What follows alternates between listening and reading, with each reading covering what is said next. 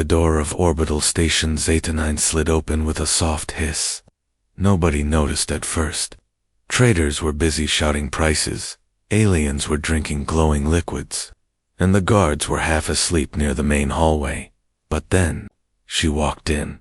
She was human, or at least, she looked human. Tall, slim, wearing a dark hooded jacket and old boots. Her face was hidden under shadows. She didn't speak. She didn't even look around. She walked slowly, like she had no fear. Like she didn't belong to this place. Or to this galaxy. Some aliens stared at her. A few laughed quietly. A lost Earth girl. Must be a runaway. She won't last a day here. She didn't respond. She entered the station bar. The music was loud. The lights were dim and red. Aliens of all shapes and sizes were drinking, fighting, or sleeping. She moved to the farthest corner, sat alone, and ordered nothing. The bartender, a four-armed Varnix, noticed her strange behavior. He had seen hundreds of humans before, but something about her felt wrong. "She's too quiet," he whispered to a regular customer. "And look at her eyes," the alien said. "They're glowing." No one dared go near her. Still, she said nothing. She just sat there, watching everyone without moving her head. Later that night, a group of 5 alien gang members entered the bar. They were loud, drunk, and dangerous. They noticed her in the corner. The leader grinned. "What's this?" "A silent little shadow," he growled. "Maybe she's hiding something expensive under that coat," another said. They surrounded her. Still, she didn't move. "Hey girl," the leader said, grabbing her shoulder. "Speak or scream." She finally moved, slowly, calmly. Her hood slid back, revealing her face. Pale skin, black hair, eyes that glowed red for just a second. Then everything changed. In 1 second, the 5 aliens were on the floor. 2 were unconscious. 1 had a dislocated arm. The leader was coughing blood. No one saw how she did it. The bar's cameras showed, only static, like the footage was broken or corrupted. The bartender pressed the emergency button. Station security arrived minutes later. But the girl was gone, disappeared like smoke. No footprints, no blood, nothing. The next morning, the security office reviewed the damaged footage. They watched frame by frame. "Is she using some kind of cloaking tech?" one officer asked. "No, this isn't tech. This is something else," the commander replied. They slowed the video. 1 frame showed her eyes again, bright red, glowing like fire. Another frame showed her hand moving in a blur. "This is not normal. This is not human speed." They ran a scan through the Earth Alliance database. No match. She had no name, no ID, no registration. Just a note in the log: unknown female, possibly human, dangerous, warning, level 3. An hour later, one of the station's engineers brought a sample, a piece of cloth with blood on it. Found near the bar, the medical team scanned it. "It's not human blood," the doctor said. "It's blue-black and corrosive. It burned my scanner." The station's AI updated her status again. Threat level raised, code red, class, unknown Deathworlder. The news spread fast. Everyone was talking about her now. "Did you hear what she did to those thugs?" they say. "She disappeared through the wall. Her blood isn't even red." But nobody knew her name. Some said she was from a forgotten colony. Others believed she was a ghost, a leftover experiment from a secret war. One old alien whispered, "I saw eyes like hers, only once, on a battlefield. Everyone died that day, everyone but her." By evening, security guards were walking in pairs. The station's main hall had extra cameras. Every shadow was checked. Every human was scanned twice. Still, no one could find her. But she was there, watching, listening, waiting, and on the upper level of the station, just behind a vent, the girl sat quietly, eyes glowing softly in the dark. A voice came through her, tiny earpiece, a soft human voice. "Rhea, Are you in position? She touched the earpiece. On day 2, she said softly, they'll remember my name. The security office of orbital station Zeta 9 was quiet. Too quiet. Everyone was staring at one thing, a small glass vial on the table. Inside it was a few drops of blood, not red, not even close. The liquid inside was dark blue, almost black, and it moved strangely, like it was alive. Dr. Sira, the lead medic, picked up the vial with metal tongs. Even touching the glass with her gloves made it heat up. I don't know what this is, she said, but it's not human. The blood sample had been found on a broken piece of metal outside the station. Right after the mysterious girl disappeared, Security Commander Rax folded his arms. Run a test. I want results in 5 minutes. Sira nodded, placed the vial into a scanner, and waited. The machine beeped once, then turned red. The scanner started to smoke. What the? She pulled it back quickly. It's burning the scanner from the inside, she whispered. A technician stared. That's impossible. No blood does that. Sira looked at Rax. This girl. Her biology is something else. Maybe she's not fully human. Maybe she's from a death world. Rax's eyes narrowed. Send a message to Central Command. Tell them we've got a code red threat on board. Meanwhile, Raya, the strange girl, was moving through the dark maintenance tunnels. Silent. Focused. The metal halls groaned softly. She didn't make a sound. Her mind was clear. She could hear everything. The buzz of power lines, the soft beeps from AI sensors, and most of all, the whispers of fear spreading across the station. They're scared already, she thought. Good. But she wasn't here to hurt anyone. Not unless they tried to stop her. She pulled out a tiny map from her pocket, a blueprint of the station. Her target was marked, Sector 7 Core Vault. That's where the truth was hidden, back at the med bay. More tests were being done. Sarah had taken a tiny drop of the blue-black blood and dropped it onto a regular medical sheet. It melted a hole through it within seconds. This isn't blood, she said. It's a weapon. A junior nurse asked. What if it's not just her blood? What if her whole body is like this? Sira froze. Then she's more than a threat. She's a walking disaster. In the command center, Rax was on a call with Earth. She's unknown, unregistered, and extremely dangerous, he reported. She took down 5 trained aliens in seconds, vanished from cameras, and her blood is corrosive. The voice from Earth responded coldly. Do not engage. Do not alert her. Send data immediately. We will dispatch a kill team. Rax hesitated. She hasn't killed anyone yet. Maybe we can talk. No, the voice cut him off. She escaped for a reason. And if she activates, everyone on that station is already dead. The call ended. Rax looked around. Increase patrols. Find her before they do. A few levels down, in the shadowed maintenance hallway, a security drone spotted movement. It zoomed in. A girl, alone, walking calmly, toward the data core. Target identified. Alerting before the drone could finish, it sparked and crashed. To the ground. Rhea lowered her hand. The pulse emitter on her glove powered down. She moved forward, 1 step at a time. Like she had done this 1,000 times before. On the civilian deck, people were whispering. News had spread fast. She's still on the station. They say her blood is poison. She's part machine, a failed experiment. Others were more curious. Where did she come from? Why is she here? What does she want?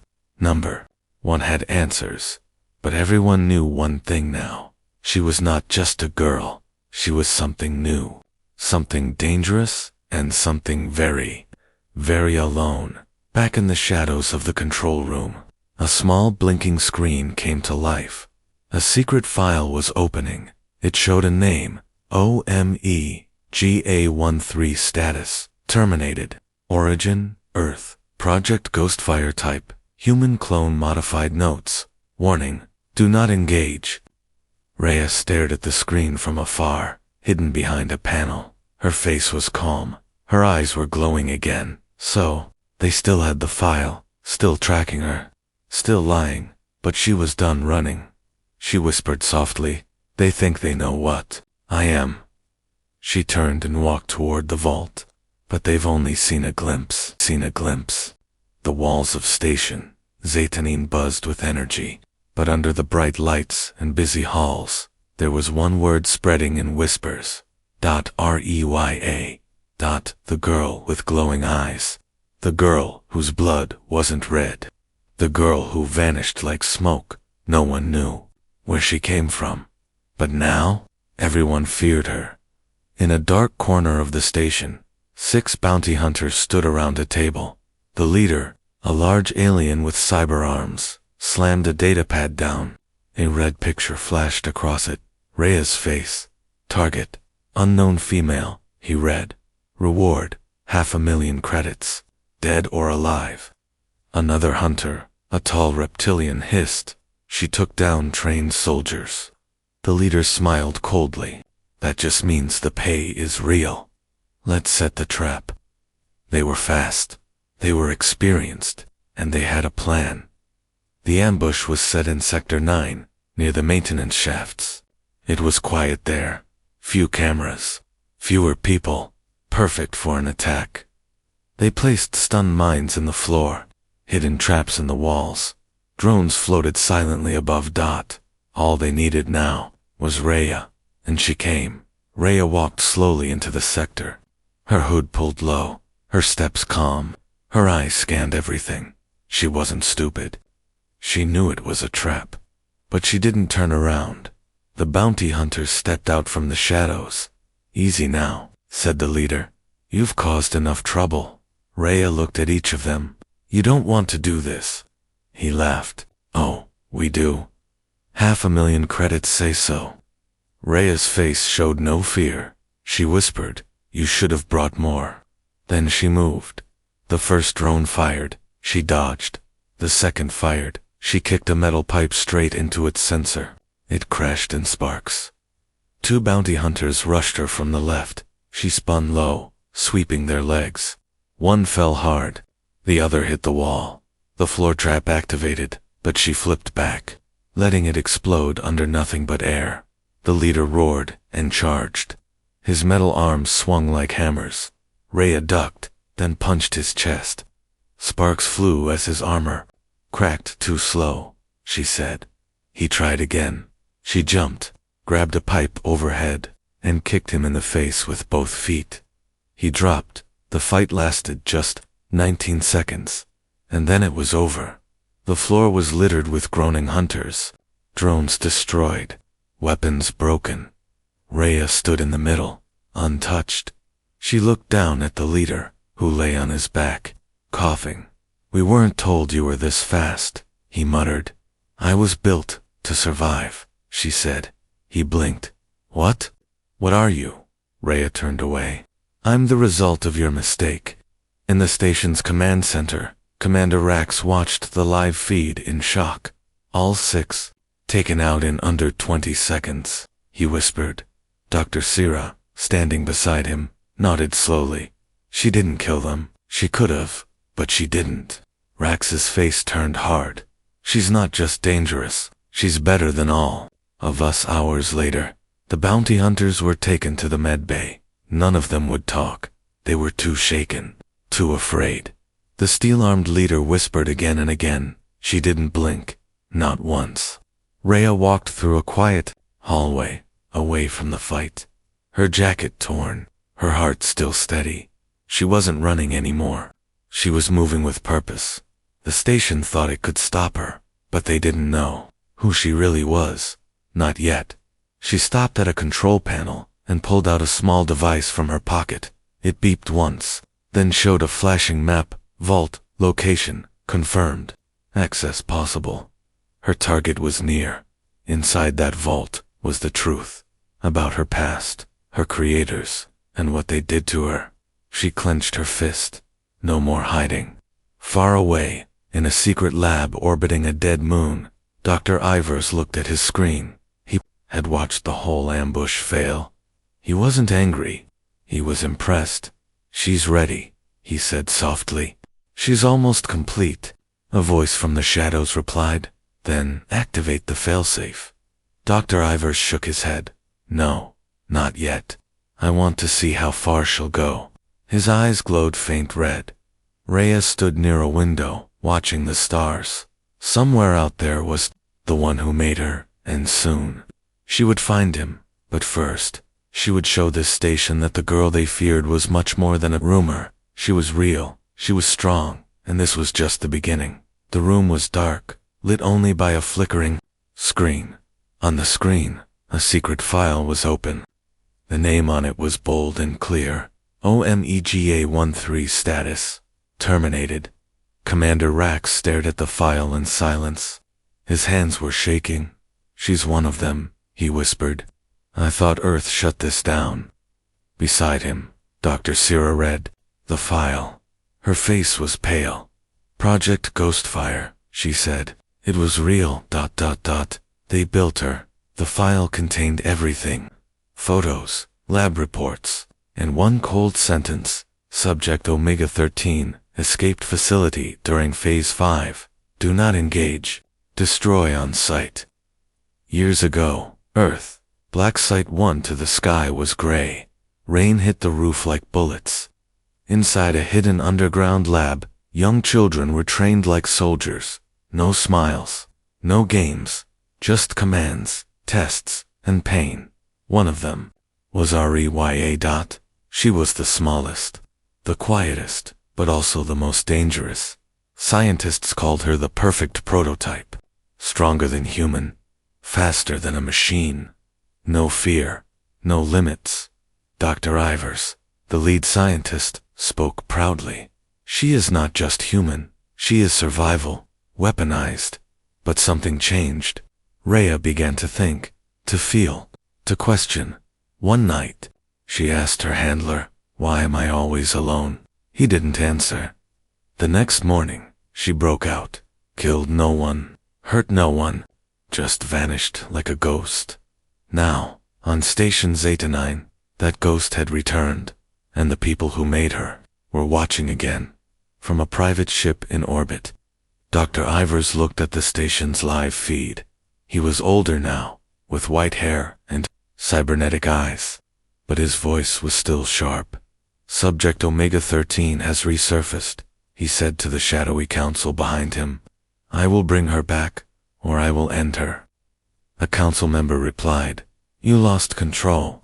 She is a threat to the whole galaxy." "She is our creation," Ivers growled. "She is mine." He pressed a button. Deep inside Rhea's body, an invisible signal activated. The kill switch. Somewhere near the station's core vault, Rhea felt her legs weaken, her chest tightened, her vision blurred. She dropped to one knee, breathing hard. "No, not now," she whispered. Her hand trembled. Static filled her ears. A sharp pain stabbed her brain in the shadows. She closed her eyes and saw him. Dr. Ivers, the man who called her a weapon. His voice echoed in her mind. "You don't belong in the world, Rhea. You were built for war. Nothing more." She clenched her fists.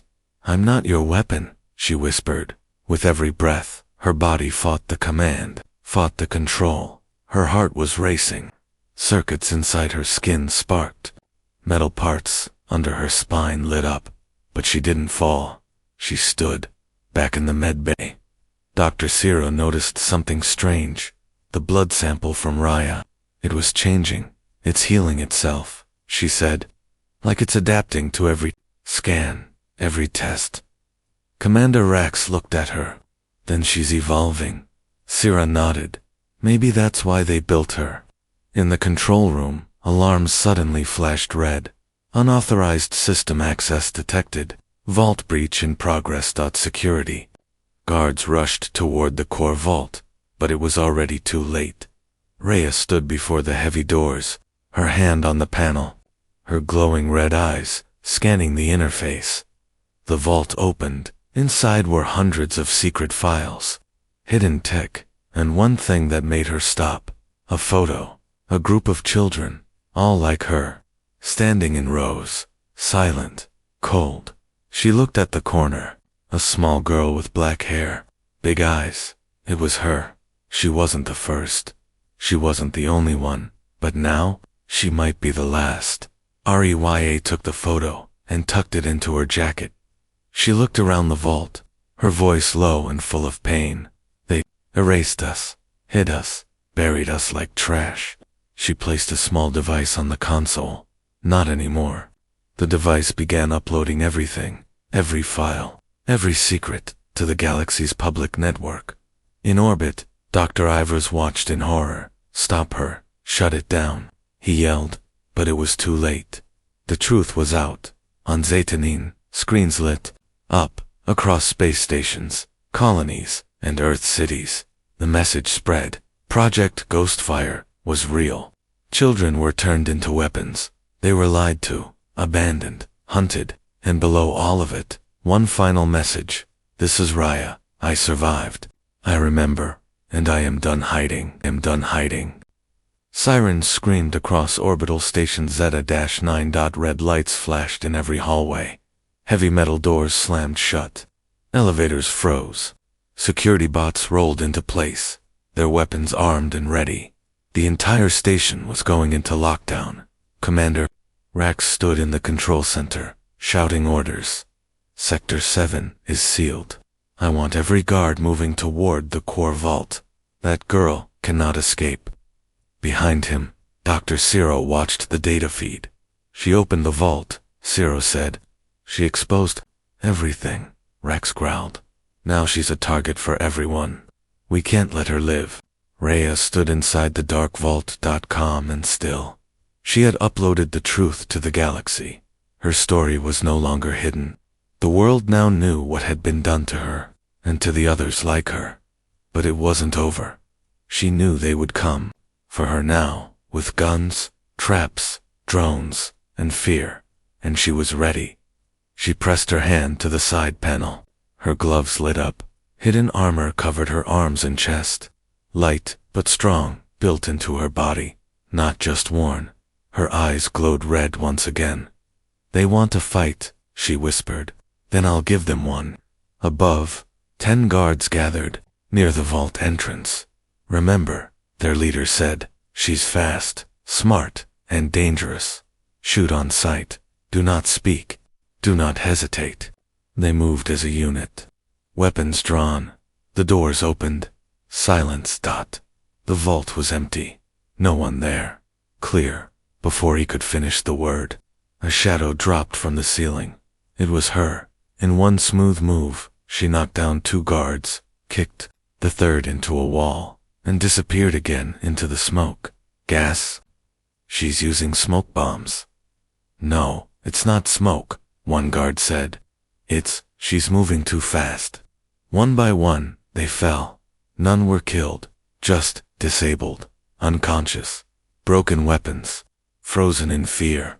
Commander Rax watched it all, on screen. She's not escaping again, he shouted. Lock all exits. Activate the drones.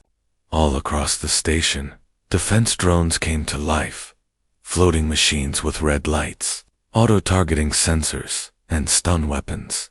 They flew through the air like hunting birds. Rhea ran through the halls, dodging lasers, sliding under closing doors, leaping over walls. A drone spotted her, fired Jot. She jumped sideways, spun midair, and threw a small EMP disc. Boom.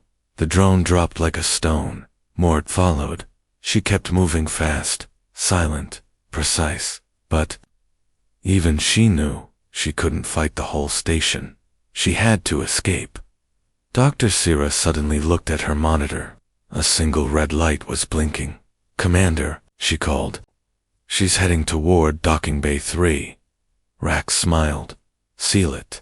Trap her inside. I want stun teams waiting. Rhea reached docking bay 3. The exit door was already closing, locking down.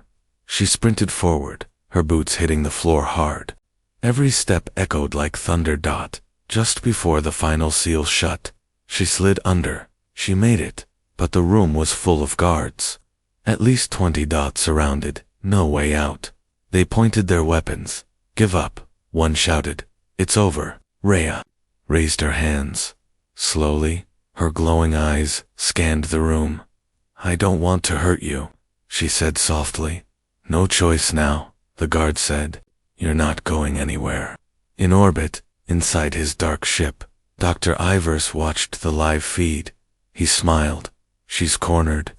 Activate final protocol. He pressed a button. Deep inside Rhea's spine, the kill switch sparked again. Pain shot through her. She dropped to her knees. Her hands shook. Her eyes dimmed. The guard stepped closer. She's down, one said. Take her. But then, something strange happened. The pain stopped. Her body rejected the signal. Systems inside her brain began to rewrite the code. Her mind fought.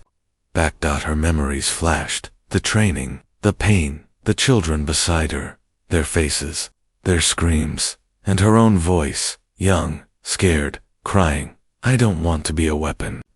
That voice was gone now, replaced by something stronger. Rhea stood up, slowly. Her red eyes burned brighter than ever. No more control, she said. With one punch, she knocked back the front line of guards. She moved like lightning, fast, sharp, powerful. Weapons flew. Lights exploded. Sparks filled the room. 10 seconds later, silence. She stood alone. Everyone else was on the floor, breathing hard. Rhea limped to the emergency control panel. She typed a short command. The door to a small escape pod opened. She stepped inside, looked back, one last time at the chaos behind her. Then she whispered, You locked me in, but you only trapped yourselves. The pod launched. Rhea vanished into space, free. Again, but far from finished. The small escape pod floated through deep space. Inside, Rhea sat quietly. Her arms were bruised. Her eyes, still glowing faint red, stared out into the endless black. She had escaped Station Zeta 9, defeated the guards, destroyed the trap, and survived the kill switch. But she wasn't at peace, because now she was heading straight for him, the one who created her, far away, on a private research vessel hidden near a dying star. Dr. Ivers stood inside his lab. Screens showed data, maps, and live feeds, but his attention was fixed on one image, Rhea's face. You're still alive, he whispered. You always were the strongest. Behind him, a female assistant spoke nervously. Sir, she's coming here. He nodded slowly. I know. The pod landed on the surface of a small, rocky moon. Cold winds blew. The sky was dark red. Nothing grew here. Nothing lived here, except one secret lab, buried deep beneath the surface. Rhea stepped out. Her footsteps echoed. She knew this place. This was where it all began. 2 security bots tried to stop her at the entrance. She didn't slow down. In 2 seconds, they were both on the ground, crushed, broken, silent. She walked through the metal halls. Every wall reminded her of childhood. The training room, the silence, the pain. Then she reached the main lab. The door opened, and there he was. Dr. Ivers, older, thinner, but the same cold eyes, the same cruel smile. Hello, Rhea, he said. She didn't speak. I've missed you, he said, stepping closer. You were always special. Still, she said nothing. I taught you to fight, to survive, to win, and look at you now, perfect. Her eyes narrowed. You taught me to feel nothing. You killed the others. He didn't blink. They were weak. You were not. Rhea's voice was sharp now. They were children. They were projects. He snapped. Just like you. No, she said. Not anymore. Suddenly, Dr. Ivers pressed a button on his arm console. The lights flickered. A shockwave hit the room. Rhea fell to her knees. The kill code again. He stepped over to her. You really thought you were free, he hissed. You belonged to me. Her hands shook. Her vision blurred. But then, her heart beat once. Stronger. Louder. Then again. The code began to fail. Her body was changing, her mind fighting back. The weapon refused to obey. She stood slowly, her voice calm and steady. You built me with strength, but you forgot one thing. He backed away. What? She stared into his eyes. You forgot to erase my soul. The room shook. Sparks flew. Rhea moved forward like a storm. Dr. Ivers called for guards, but no one came. She grabbed him by the collar, lifting him off the floor. He looked terrified now. Please, he whispered. You showed me no mercy, she said, but I won't become like you. She dropped him. He fell to the floor, gasping. You'll live, she said, not because you deserve it, but because I do. Rhea turned to the main console. It held records, files, secrets about every clone child ever made, names, faces, places. She uploaded it all to the central network. The galaxy would now know the full truth. Project Ghostfire, the stolen children, the lies. Everything. Dr. Ivers crawled to a corner.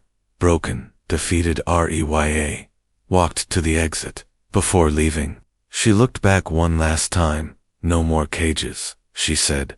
Not for me. Not for anyone. And then she was gone. Outside, her ship waited. The stars were shining.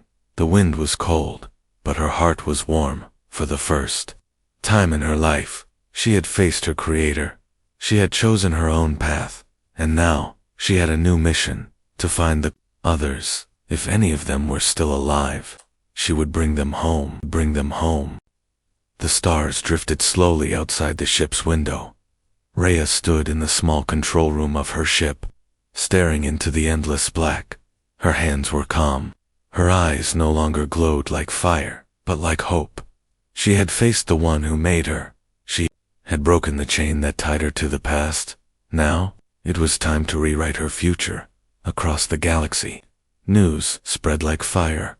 Every screen on every colony, every spaceport, and every ship showed one headline: Project Ghostfire exposed. Secret human weapon program revealed. Clone children used in military experiments. The people were shocked. Governments denied.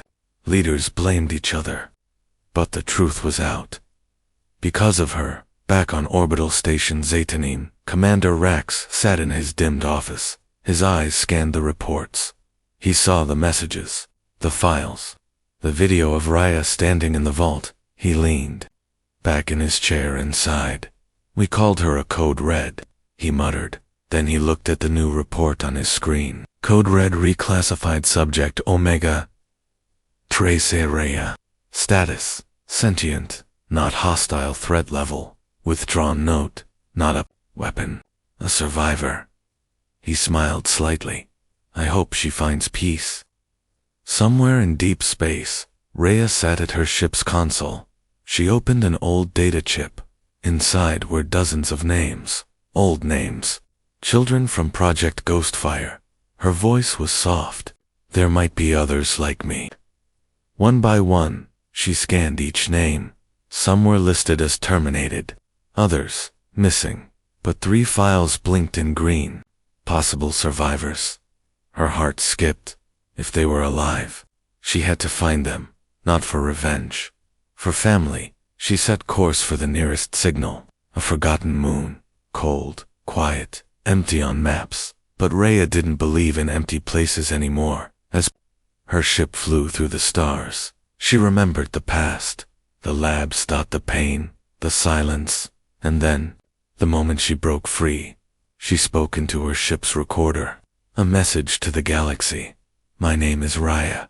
I was born in darkness, trained to fight, built to obey. But I chose something else. I chose freedom. I am not a threat. I am not your enemy.